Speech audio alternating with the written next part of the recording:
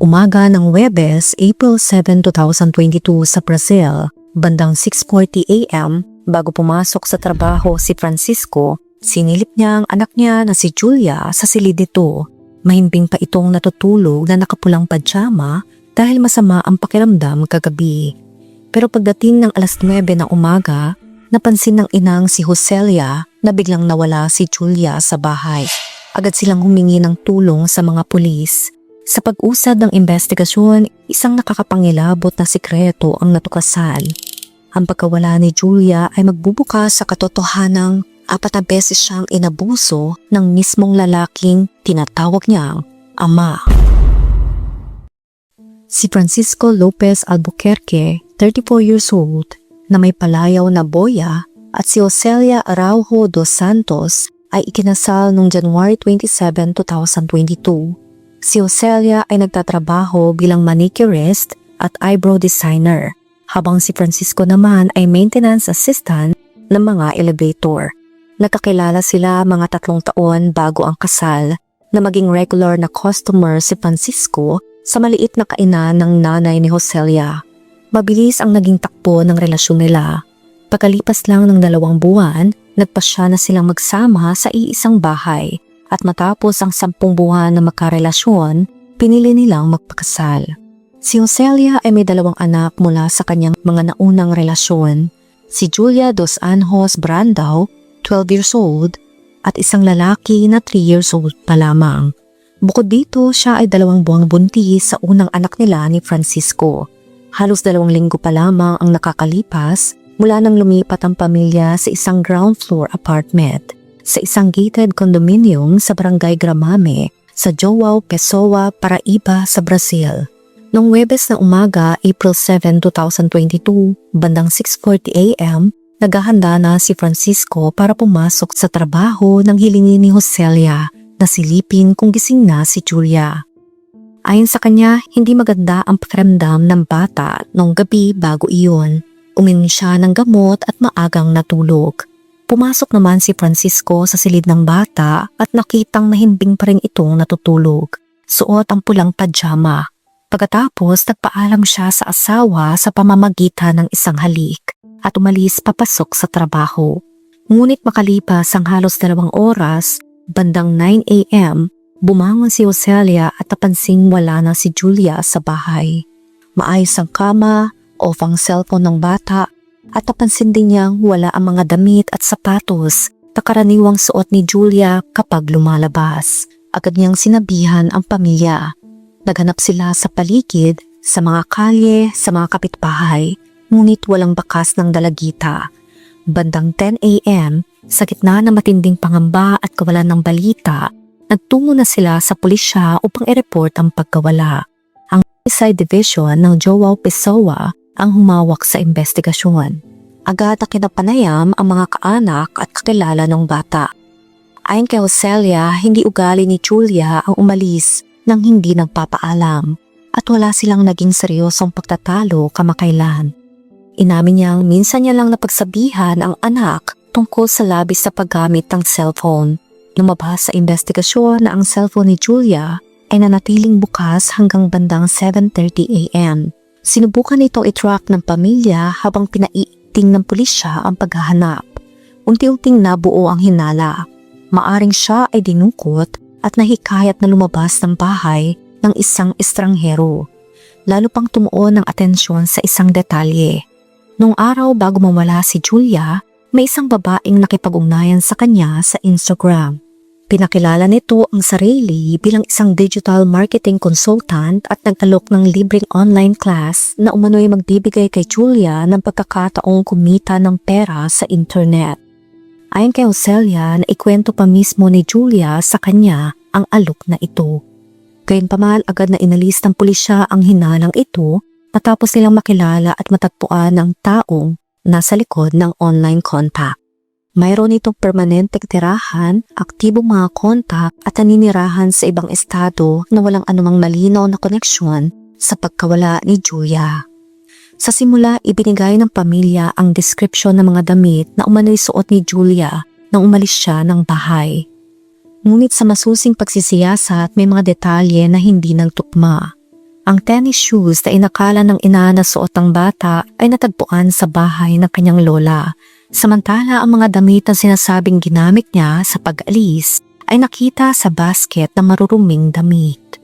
Dahil dito napilitan ng mga investigador na isaalang-alang ang isang mas nakakabahalang posibilidad.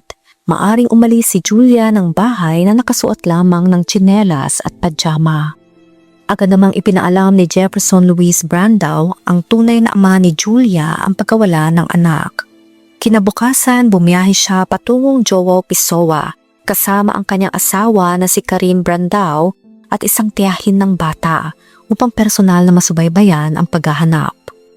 3 taon bago ang insidente, lumipat si Julia mula Curitiba patungong Joao Pessoa kasama ang kanyang ina.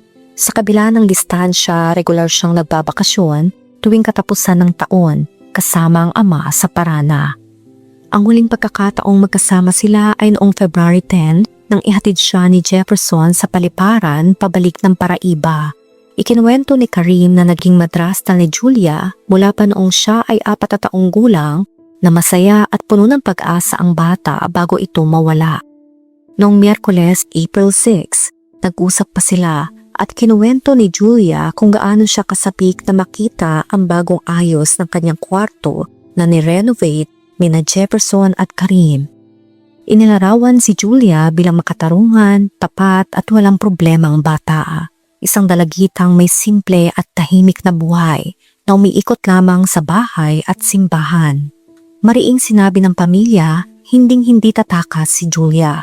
Mahal siya, inaalagaan, at may malinaw na routine. Sa bawat ulat na nagsasabing may nakakitang batang kahawig ni Julia, lalo pang pinaigting ng pamilya ang paghahanap. Naglagay sila ng mga poster sa buong lungsod, gumamit ng sound system at nilibot ang iba't ibang lugar, mula terminal ng bus, lawa hanggang palengke. Ngunit sa kabila ng walang sawang pagsisikap, wala pa ring tatagpo ang bakas. Nagpatuloy ang paghahanap sa iba't ibang barangay at maging sa mga masukal na lugar, habang pulisya naman ay tuloy-tuloy sa pagkalap ng impormasyon. Noong April 11, kinausap ng civil police sina Francisco at Ocelia, pati na rin ang iba pang mga kamag-anak, kabilang ang ama, tiyahin at madrasta ng bata. Sa kanyang salaysay, nagbigay si Ocelia ng mas detalyadong paglalarawan sa ugali at araw-araw na routine ni Julia. Inilarawan ni Ocelia si Julia bilang isang tahimik at masunuring bata. Ipinasa rin niya ang mga social media account na madalas gamitin ni Julia. Umaasang makakatulong ang mga ito sa investigasyon. Ayon pa kay Ocelia, maayos at walang problema ang relasyon ni Julia at ng amain. Gayunpaman, hindi nagkulang ang pulisya sa pagsisiyasat. Lahat ng posibilidad ay patuloy na sinuri. Walang inalis, walang ipinagbaliban. Dahil sa bigat ng kaso, malawak ang naging coverage ng local na media. Araw-araw may mga reporter na nakaabang sa labas ng presinto, naghahanap ng anumang bagong detalye. Noong April 11, nagbigay ng panayam si Francisco sa isang lokal na istasyon ng telebisyon. Itinuro niya ang Praia do Sol bilang posibleng huling lugar kung saan nakita si Julia. Ayon sa kanya, may isang babaeng kakilala na hindi niya alam ang pangalan, na nagsabing nakita raw niya ang bata roon at kapansin-pansin umano ang takot sa mga mata nito. Dagdag pa ni Francisco, hindi raw alam ng babae na nawawala si Julia, kaya hindi niya ito pinigilan o sinamahan. Kinabukasan, April 12, muling humarap si Francisco sa pulisya, ngunit sa ibang dahilan. Iginigiit niyang nakakaramdam siya ng banta at matinding presyon dahil sa mga hinala ng publiko tungkol sa posibleng pagkakasangkot niya sa pagkawala ng bata. Ayon sa kanya, nagtago siya sa bahay ng kanyang kapatid, natatakot sa posibleng pagganti ng komunidad.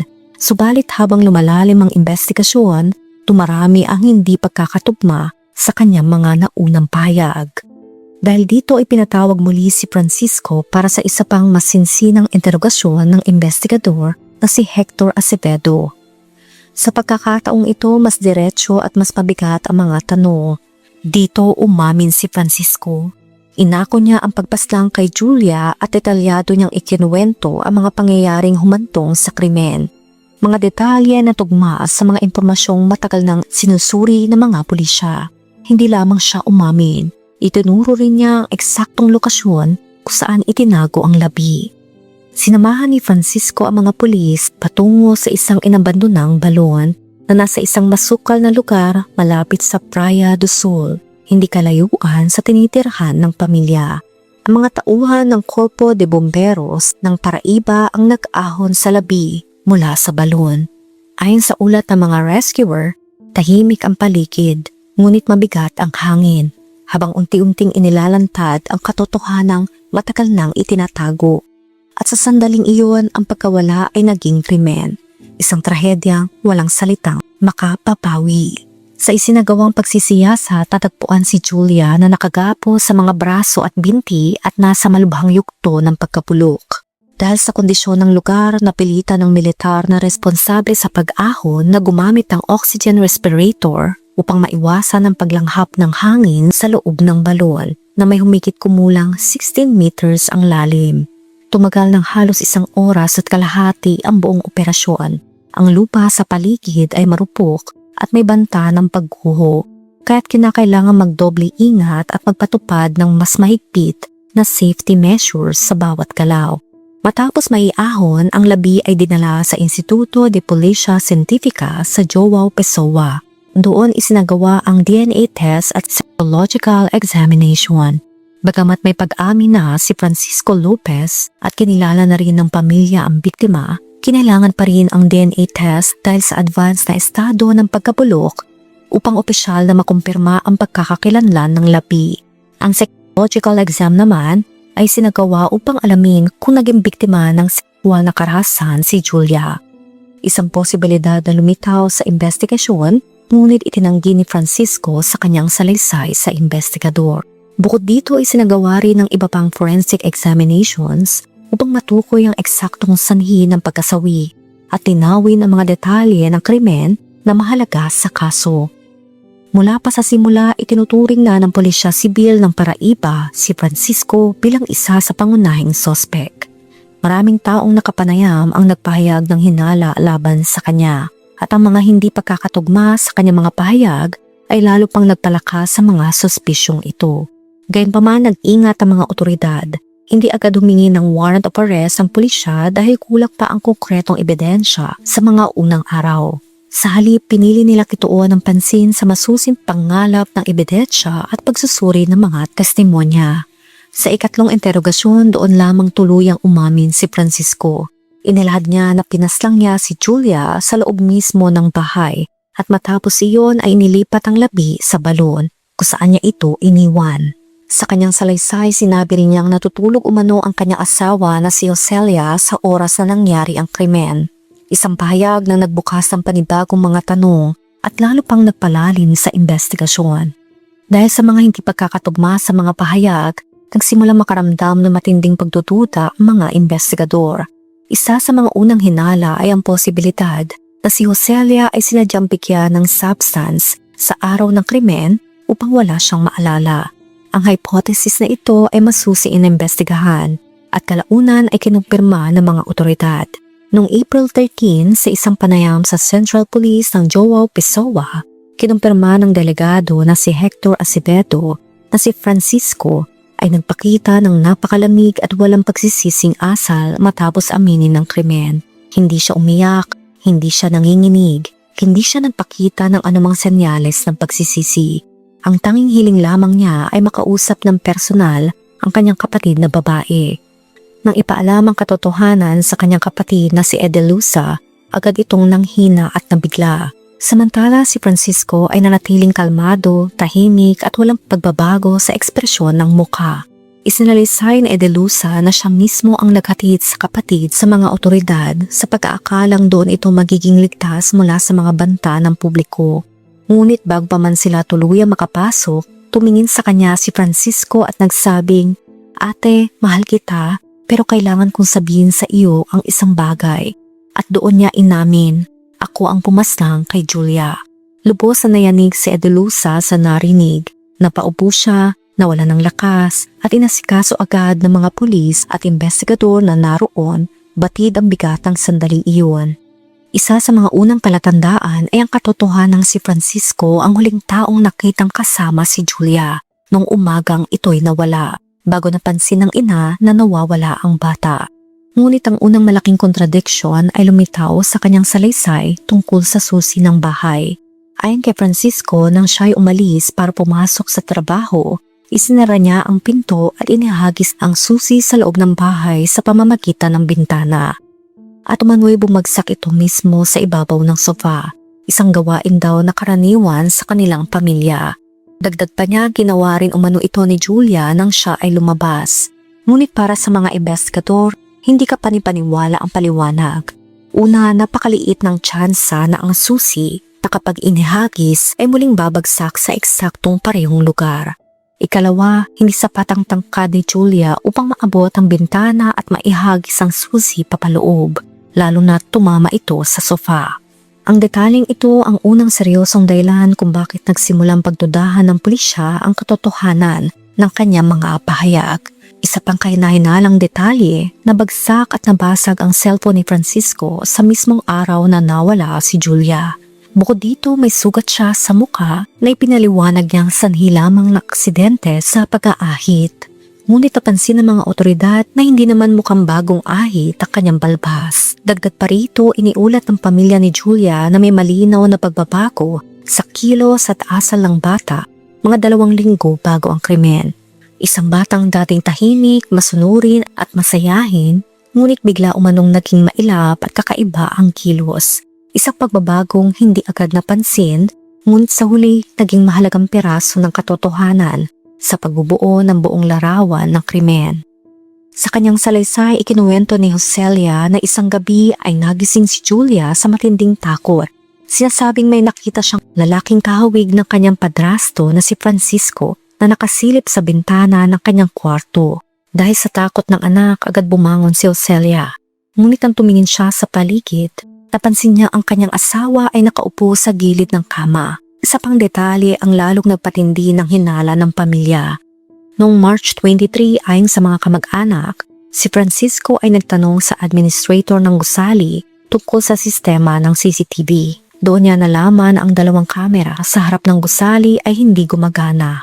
Isang kapitbahay ang nagsabing nakita si Francisco na lumalabas ng bahay madaling araw sa mismong araw na nawala si Julia. Ngunit sa naunang salaysay, giniit niyang nagpunta lamang siya upang iparada ang sasakyan. Ang problema, walang anumang kuha sa CCTV na nagpapakitang ipinarada niya ang kotse. Bandang 3:45 ng madaling araw nang lumabas si Francisco ng bahay. Dala na niya ang labi ni Julia, patungo sa lugar kung saan ito kalaunang natagpuan. Ang pamilya ay nakatira sa ground floor apartment at ang sasakyan ni Francisco ay nasa halos 3 metro lamang mula sa kwartong pinangyarihan ng krimen. Samantala ang balon kung saan itinapon ng lapi ay wala pang 600 meters ang layo mula sa gusali. Si Josefa, ang lola sa tuhod ni Julia, ay nagsabing matagal na siyang may masamang kutob kay Francisco. Isinalaysay niya na minsan ay nahuli niya itong nakatayo sa tapat ng banyo habang naliligo si Julia. Nang mapansin, sinubukan pa umano nitong magkunwaring walang ginagawa. Dagdag pa ni Josefa, seloso at mapangkontrol umano si Francisco sa kanyang apo. Pinagbabawalan itong mag-makeup at pinagkakait ang pagbisita sa bahay ng sariling lola sa tuhod. Ayon kay Josefa, tuwing ibinubunyag niya ang kanyang mga hinala, pinabaliwala lamang ang kanyang mga salita. Sinasabing siya ay nagmamalapis at naninira lamang.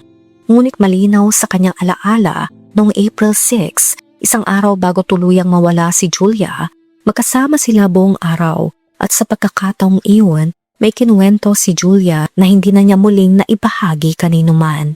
Sinabi ng bata na may kakaiba umanong nangyayari sa kanilang bahay. Binanggit niya na nawala ang susi ng kanyang kwarto. Isang detalyeng tila maliit, ngunit mabigat ang kahulugan. May naisa na siyang ipagtapat na mahalagang bagay. Sa kasamaang palad, hindi na siya nagkaroon ng pagkakataon.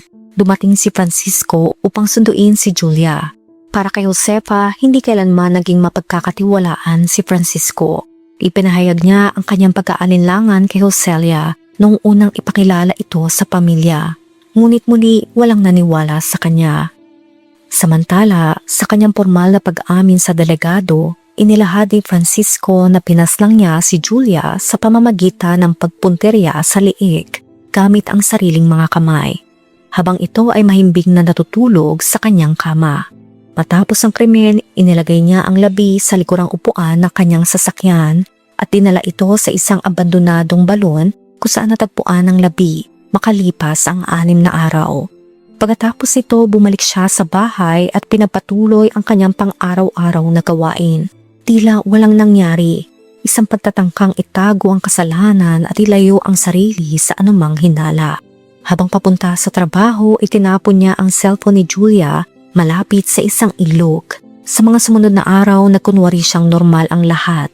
Nagbigay pa ng mga panayam sa telebisyon, nagpahayag ng huwad na pag-aalala, at pilit na pinatatatag ang sariling bersyon ng kwento. Ayon kay Jefferson, ang ama ni Julia, iyon lamang ang unang pagkakataong nakausap niya si Francisco. Nung tumawag ito upang ipaalam ang pagkawala ni Julia, sinabi ni Francisco na handa siyang tumulong at ipinangakong maaasahan kung kinakailangan. Patuloy na sinuri ng pulisya kung may iba pang sangkot sa krimen o kung nag-iisa lamang kumilos si Francisco. Isa rin sa mga halagang tanong ay kung planado pa ang lahat, lalo't malinaw na pamilyar siya sa lugar kung saan itinapon ang labi. Sa kanyang depensa, iginiit ni Francisco na nagawa niya ang krimen dahil umano'y hindi tanggap ni Julia ang pagbubuntis sa kanyang ina. Ngunit mariing itinanggi ito ng mga kamag-anak. Ayon sa kanila, walang anumang ebidensya sa asal o pananalita ni Julia na nagpapatunay sa ganitong motibo. Isang paliwanag na walang bigat at walang katotohanan. Bagamat itinanggi ni Francisco ang anumang uri ng pang-aabuso, ilang kapamilya ang nagsasabing matagal na silang may masamang kutob sa relasyon nito kay Julia. Isang hinalang hindi na kailanman na imbestigahan sa tamang oras. Binanggit din ng delegado ang asal ng ina ni Julia sa panahon ng mga interogasyon. Napansin umano niya si Ocelia ay labis na naapektuhan at naimpluwensyahan ng mga pahayag ng asawa na nagpakita ng pagiging tahimik at tila sunod-sunuran kahit na mga detalye ay lalong naging madilim. Noong April 13 sa isinagawang pagdinig, umamin si Francisco na sexual na inabuso niya si Julia. Paglabas niya mula sa detention cell matapos ang pagdinig, hinarap niya ang mga reporter na sumasabay sa kaso. Inarawan niya ang kanyang ginawa bilang bunga ng isang biglaang pag-atake at hayagang nagpahayag ng pagsisisi. Ayon sa kanya, batid niyang hindi na siya mapapatawad ng pamilya ng biktima at ang tanging magagawa niya ay humingi ng tawad sa publiko. Matapos ang pagdinig, ipinag-utos ng hukuman ng paraiba ang kanyang preventive detention. Noong April 19, inilabas ang Instituto de Policia Científica or IPC ang resulta ng pagsusuri. Sa pamamagitan ng DNA test, opisyal na nakumpirma na ang natagpo ang labi ay kay Julia. Matapos ang formal na pagkakakilanlan, agad na pinalaya ang labi at isinagawa ang paglibing sa mismong araw na iyon upang makapagpaalam ng formal ang pamilya. Muli in-interrogate si Francisco ng delegado na si Hector. Sa salaysay na ito, inamin niyang inabuso niya si Julia ng 4 na beses, kabilang ang mismong araw ng kanyang pagkasawi. Batay sa sariling pahayag ni Francisco, nagsimula ang mga pang-aabuso, humigit kumulang 4 na buwan bago ang pagpastang. Sinabi rin niyang nanlaban si Julia. Nang tanungin kung paano siya unang lumapit sa bata, inamin niyang dahil bata pa si Julia, madalas itong gumagala sa bahay na nakapadyama o tuwalya at doon umano pumasok ang kanyang masamang pag-iisip. Noong umaga ng April 20, si Julia ay inilibing sa lungsod ng Joao Pessoa. Dinaluhan ang seremonya ng mga kamag-anak, kaibigan at mga taong nagnanais magbigay ng huling pagpupugay sa isang dalagitang napaaga ang wakas. Makalipas ang migit kumulang 1 buwan mula sa pagkasawi ng kanyang anak, noong May 7, nagsampa si Ocelia ng petisyon para sa diborsyo na tuluyang nagwakas sa kanyang pagsasama kay Francisco. Naghain ng formal na sakdal ang Ministeryo Publiko laban kay Francisco para sa mga krimeng qualified homicide na may mga nagpapapigat na salik gaya ng masamang motibo, paggamit ng asfixia at paraang nag-alis sa kakayahan ng biktima na ipagtanggol ang sarili bukod pa sa pagtatago ng labi. Isinalang-alang din ng prosecution ang kondisyon ng biktima bilang babae. kaya't itinuturing ang krimen sa konteksto ng karahasang batay sa kasarian. Noong August 2022, humiling ang depensa ng incident of mental insanity. Iginiit na umano'y nakaranas si Francisco ng psychotic break sa oras ng krimen, isang pansamantalang pagkawala ng malinaw na kamalayan at pagkawala sa realidad. Kasabay nito ang kahilingan para sa espesyal na psychiatric evaluation na sinportahan ng public minister upang masusing masuri. Isinagawa ang psychiatric assessment noong November 2022 at ang konklusyon ay tiyak at malinaw. Ganap na may malay si Francisco at buo ang kanyang kakayahang mag-isip at umunawa sa oras na naganap ang mga krimen. Pinabulaanan ng ulat ang teorya ng psychotic break. Ipinakita sa pagsusuri na ang akusado ay kalmado, malinaw ang pag-iisip, may oryentasyon at may buo at maaasahang alaala. Binanggit din sa dokumento ang pagbabago sa bersyon ng akusado. Bagamat una niyang inamin ang krimen sa pulisya, iginiit naman niya sa psychiatric evaluation na panaginip lamang umano ang kanyang mga sexual na pag-iisip at mariing itinanggi ang aktwal na pang-aabuso. Dagdag pa niya, kahit may ganoong pag-iisip, hindi raw siya lumayo sa bata dahil naniniwala siyang hindi niya ito sasaktan. Ngunit hindi pinaniniwalaan ng mga eksperto ang pahayag na ito, madiin ang konklusyon ng ulat. Wala siyang anumang sakit sa pag-iisip ni anumang psychiatric disorder sa panahon ng krimen. Dahil dito itinakda ang paglilitis sa jury popular noong June 18, 2024. Ito ay sa Joao Pessoa. Nagsimula ang pagdinig bandang alas 9 ng umaga. Lagpas alas 6 ng gabi nang ipahayag ng hukuman ng sentensya. Ang pinalnahatol para sa kwalipikadong pagpaslang ay 30 years na pagkakakulong. Sa krimeng paglilihim ng labi, itinakda ang base penalty sa 1 year and 6 months. May sinalang-alang na aggravating factor sapagkat ginawa ito upang pagtakpa ng isa pang krimen, kaya nandagdagan ng parusa ng 2 buwan. Sa huli nanatili ang pinalnahatol na 1 year at 6 months ng reklusyon. Sa material concurrence ng mga krimen, kwalipikadong pagpaslang at paglilihim ng labi, ang kabuuang sentensya ay umabot sa 42 years at 6 months na pagkakakulong. Bukod pa sa 50 days na multa, nakatumbas ng 1/3 bahagi ng minimum wage sa panahong naganap ang krimen.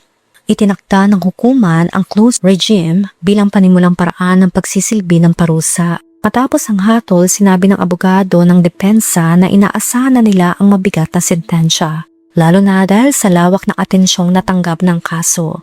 Ipinahayag ng prosecution na ang hatol ay proportional sa bigat ng krimen, binibigyan diin ng matinding kalupitang ginawa at kahalagahan ng paninikuradong mananagot si Francisco sa kanyang mga naging aksyon. Sa buong pagdinig, naroon ang ina at ang lola ni Julia. Tahimik ngunit matatag na sinusubaybayan ang bawat sandali ng paglilitis. Hindi maitatanggi ang lalim ng kanilang pagdadalamhati. Ang sakit ng pagkawala ay mananatili magpakailanman. Ngunit sa hatol na ibinaba ng hukuman, nakaramdam sila ng bahagyang ginhawa. Para sa kanila, ang pagkondena sa akusasyon ay hindi lamang parugsa. Ito ay pagkilala sa trahedyang kanilang dinanas at isang mahalagang hakbang tungo sa katarungan para sa alaala ni Julia. Isang kaso ito na nag-iwan ng mas malalim na marka.